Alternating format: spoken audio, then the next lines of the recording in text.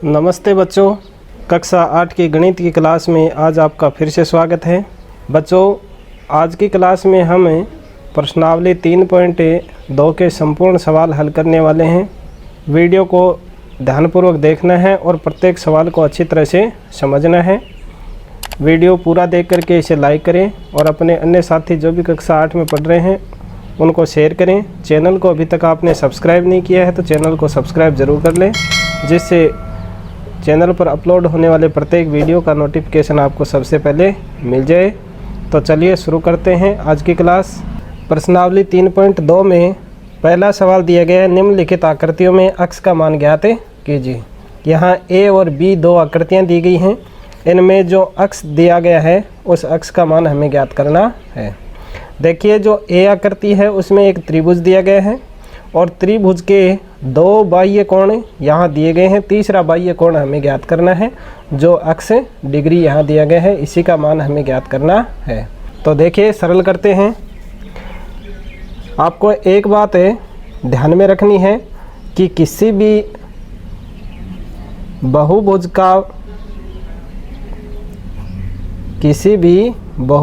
के सभी बाह्य कोणों का योग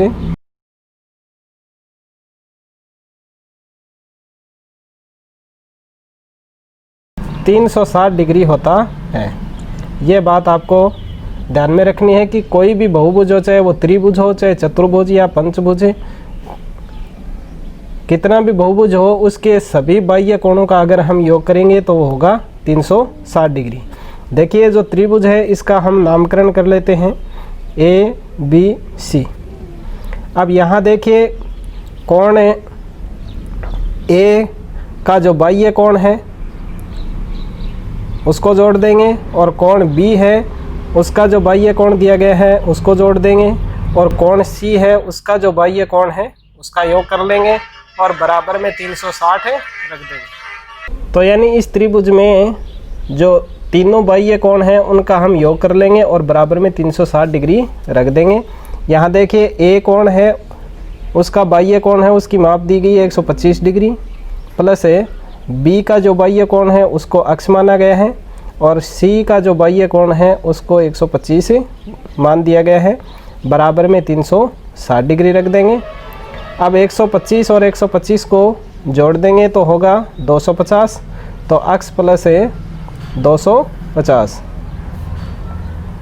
बराबर 360 डिग्री। अब अक्ष बराबर 360 माइनस 250, ये आया हमारे पास पक्षांतरण करने पर। पक्षांतरण कर दिया तो ये 250 प्लस का था, पक्षांतरण करते ही ये माइनस का हो गया।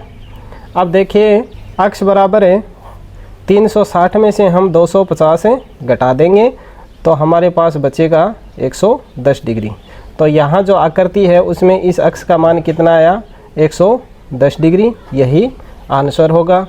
अब इसी तरह से आपको जो बी वाला सवाल है उसको हल करना है। इसमें मैं आपको बता देता हूँ, इसका भी आप नाम दे दीजिए इस आकृति का, ए बी सी डी और ये ई, यानी एक पंचभुज है। इस पंचभुज में ए कोण के बहिष्कोण का मान दिया गया है x डिग्री और बी का देखिए, ये जो अंतः कोण है वो 90 डिग्री का है, तो इसका बाह्य कोण है वो भी कितना होगा, 90 डिग्री का ही होगा। ऐसा क्यों होता है, क्योंकि अगर जब किसी आकृति में एक रेखा के ऊपर कोई दूसरी रेखा आकर के काटती है तो उससे बनने वाले जो रैखिक युग्म होते हैं, रैखिक युग्म वाले कोण होते हैं, उनका मान 180 डिग्री होता है। तो यानी यहाँ अंदर वाला 90 डिग्री का है तो बाहर वाला 180 में से घटाएंगे तो 90 डिग्री का आएगा। तो यहाँ बी का मान आ गया 90 डिग्री, सी का बहिष्कोण है उसका मान दिया गया 60 डिग्री और डी है, डी में देखिए 90 डिग्री दिया गया है। ये जो निशान है वो 90 डिग्री का है, समकोण का निशान है, तो ये 90 डिग्री हो गया और ई का मान दिया गया है यहाँ 70 डिग्री।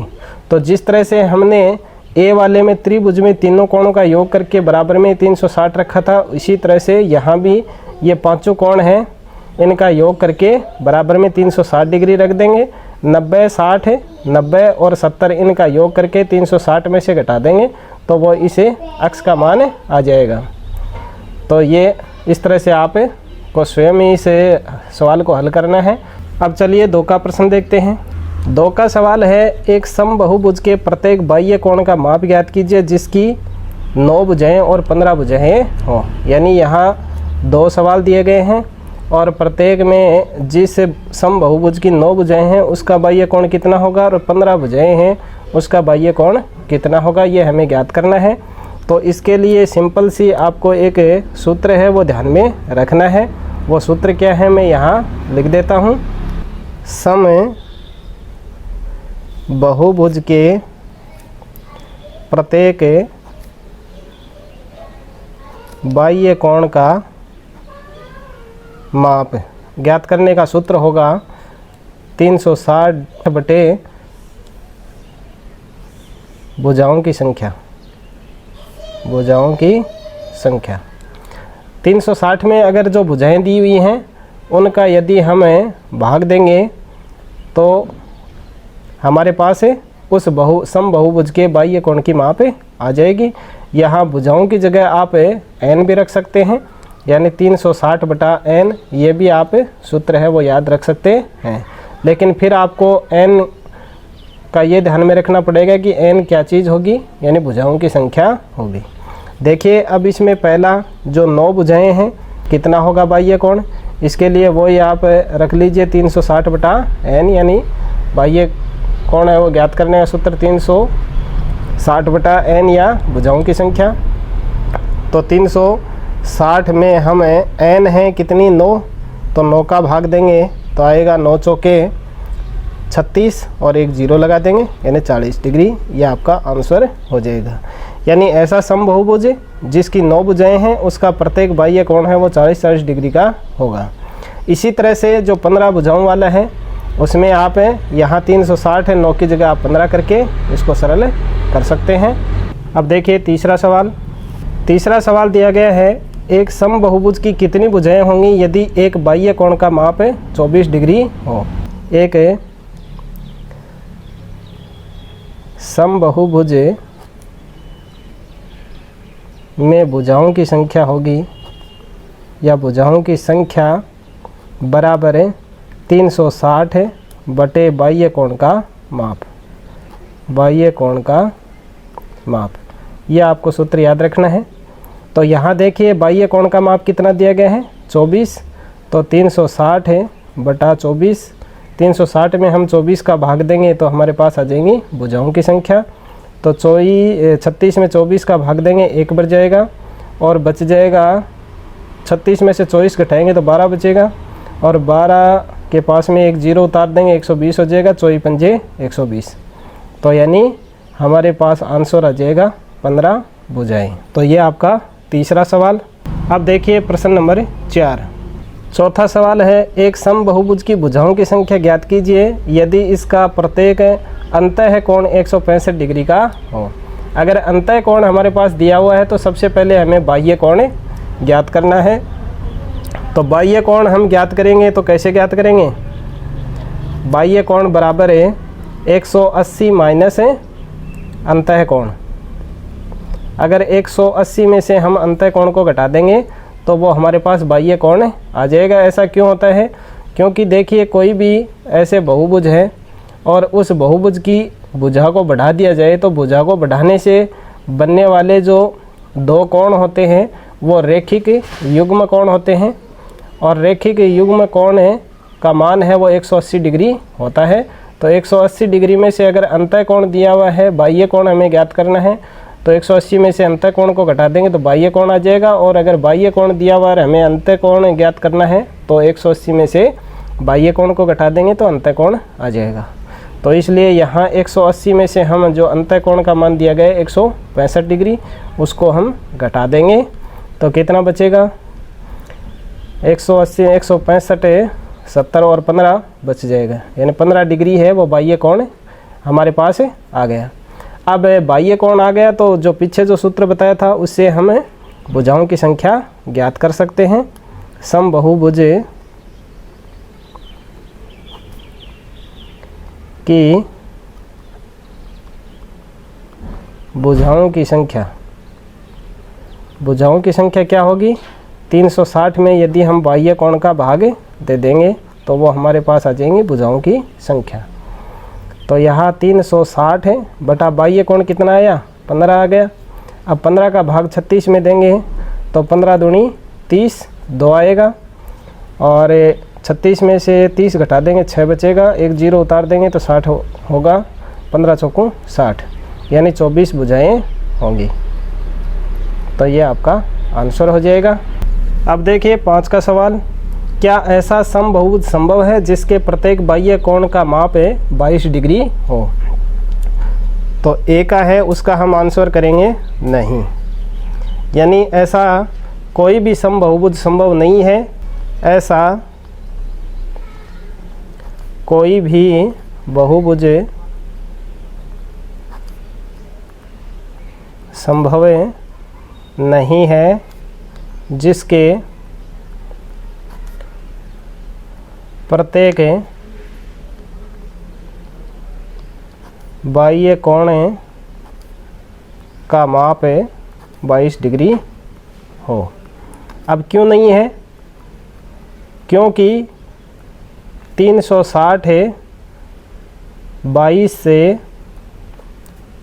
पूरी बार विभाजित नहीं है, पूरी बार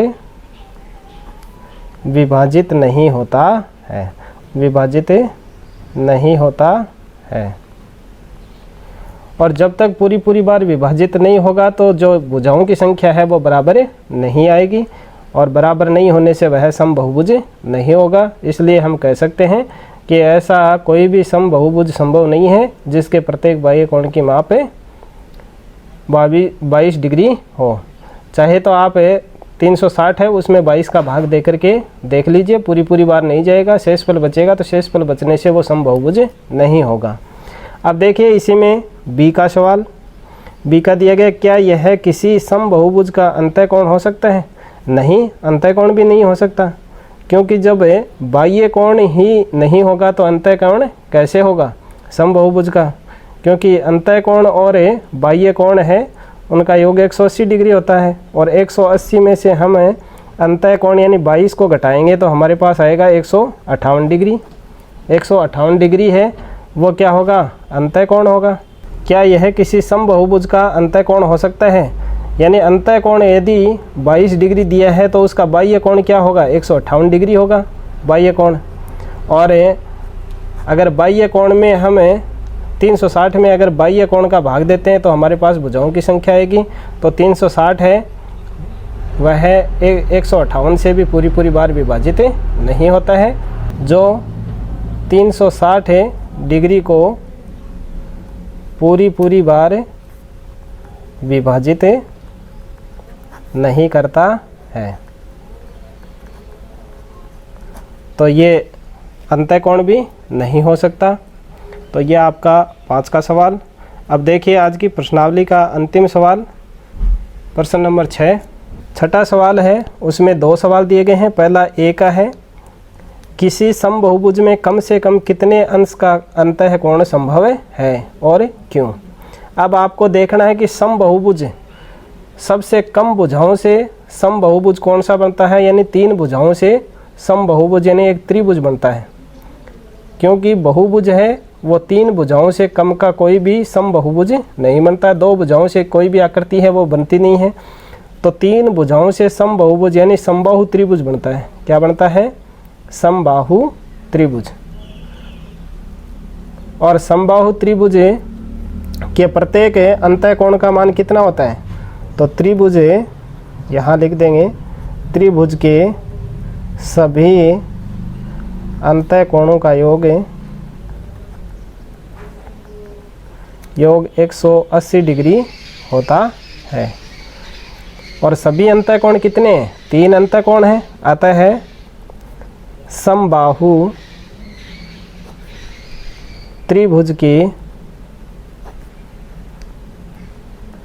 प्रत्येक अंतःकोण का मान होगा बराबर 180 में हम 3 का भाग दे देंगे, क्योंकि 3 कोण होते हैं 3 का भाग देंगे तो आएगा 60 डिग्री का। तो यहाँ किसी समबहुभुज में कम से कम कितने अंश का अंतःकोण हो सकता है, तो वो है अंतःकोण, यहाँ लिख देंगे 60 डिग्री। अतः है समबहुभुजे में कम से कम 60 डिग्री अंश का या 60 अंश का अंतःकोण संभव है। अंतःकोण संभव है, यह आपका आंसर है। अब देखिए बी का सवाल है, किसी समबहुभुज में अधिक से अधिक कितने अंश का बाह्य कोण हो सकता है। तो इसी त्रिभुज वाले में यानी 3 भुजाओं से होगा, कम से कम 3 भुजाएं होंगी, इससे कम भुजाएं हो नहीं सकती। तो इसमें जो यहाँ प्रत्येक कोण इसमें 60-60 डिग्री का दिया गया है। तो बाह्य कोण ज्ञात करने के लिए क्या करेंगे, जो अंतःकोण है उसको 180 में से घटा देंगे। तो 180 माइनस 60 बराबर हो जाएगा 120 डिग्री। तो ये आपका बी का आंसर हो जाएगा। यहाँ आप डिटेल में इसको लिख सकते हैं कि किसी समबहुभुज में अधिक से अधिक 120 अंश का बाह्य कोण संभव है। कम से कम 60 का है तो अधिक से अधिक 120 का है। 120 डिग्री से ज़्यादा का बाह्य कोण है वो संभव नहीं है। बाह्य कोण संभव है, यह आपका आंसर हो गया। तो बच्चों आज के वीडियो में बस इतना ही। आशा है सभी सवाल आपको समझ में आ गए होंगे। तो वीडियो को लाइक कर दीजिए, चैनल को सब्सक्राइब करना ना भूलें। मिलते हैं अगली प्रश्नावली के सवालों को हल करने के लिए नेक्स्ट वीडियो में। Thank you.